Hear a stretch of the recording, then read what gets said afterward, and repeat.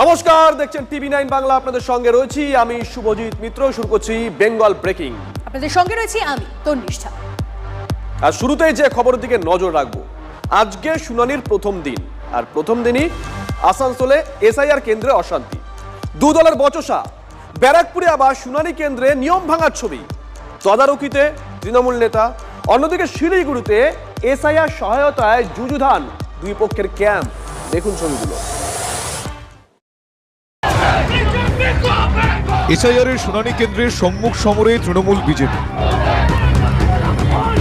আসানসোল উত্তরের Manimala girls high স্কুলের সামনে দু দলের বচসা, এক পক্ষ তেড়ে গেল অপর পক্ষের দিকে। বিজেপির অভিযোগ, তৃণমূল কর্মীরা তাদের ক্যাম্পে ভাঙচুর চালিয়েছে। বিজেপি কর্মীদের মারধর করার অভিযোগও উঠেছে। আমাদের কার্যকর্তাদের উপর অতর্কিত হামলা তৃণমূল দুষ্কৃতীদের দ্বারা, এবং তারা হসপিটালাইজড রয়েছে, চেয়ার টেবিল ভাঙচুর হয়েছে, ক্যাম্প ভাঙচুর হয়েছে, এবং পুলিশ প্রশাসনের সামনে। যদিও তৃণমূলের পাল্টা দাবি, শুনানিতে আসা মানুষকে ভয় দেখানোর চেষ্টা করেছে বিজেপি। স্কুলের গেটের বাইরে ঝান্ডা লাগিয়ে ক্যাম্প হয়েছিল, তার প্রতিবাদ সাধারণ মানুষ করেছে। হিয়ারিং প্রক্রিয়া বিঘ্নিত হয় যাতে মানুষ এখানে ভয় না আসে, তার কারণে এরকম একটা পরিস্থিতি তৈরি করার চেষ্টা করছে। ব্যারাকপুরে আবার শুনানি কেন্দ্রে নিয়ম ভাঙলেন তৃণমূল নেতা। পানপুরে ব্যারাকপুর একের বিডিও অফিসে উঁকি ঝুঁকি মারতে দেখা গেল তৃণমূলের নৈহাটির ১ নম্বর ব্লকের সভাপতিকে, তাও ব্যারাকপুরের একের বিডিওর সামনেই। এই নিয়ে কমিশনে নালিশ জানিয়েছে বিজেপি। ব্লক সভাপতি তো এটা তো সরকারি কোনো পোস্ট নেই, এটা তৃণমূলের পার্টির পোস্ট। পার্টির পোস্টে তো ওখানে থাকার নিয়ম নেই। এরকম যদি মনে হয় আমরাও ভেতরে ঢুকবো, যদি একটা অরাজকতা তৈরি হবে। যদিও তৃণমূল নেতার দাবি, শুনানিতে কারো অসুবিধা হচ্ছে কিনা সেটাই দেখতে গিয়েছিলেন।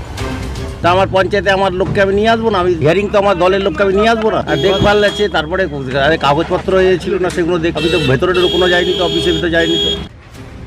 বিডিও কিন্তু অন্য কথা বলছেন। তার বক্তব্য, তৃণমূল নেতা এসেছিলেন পথশ্রী প্রকল্প নিয়ে কথা বলতে। ভিডিও অফিস, হ্যাঁ আমার ভিডিও অফিসে হিয়ারিং হয়েছে, উনি পথশ্রীর ব্যাপারে এসে কথা বলছিলেন। আমার এখানে তো নেই, আমি যখন উনি সকালে এসে প্রধানের সাথে উনি কথা উনি পথশ্রীর ব্যাপারে কথা বলছিলেন। অন্যদিকে শিলিগুড়ির এইচডি অফিসে দেখা গেল শুনানি কেন্দ্রের সামনে মুখোমুখি তৃণমূল ও বিজেপির ক্যাম্প। ভোটারদের দিকে সাহায্যের হাত বাড়িয়ে দিতে ক্যাম্প করছে যুযুধান দুই পক্ষই।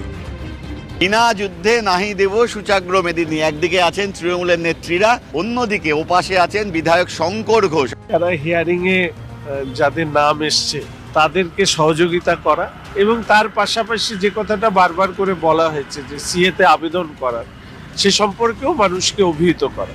এটা গণতন্ত্রের উপর প্রহসনের একটা যুদ্ধ আমরা বলবো।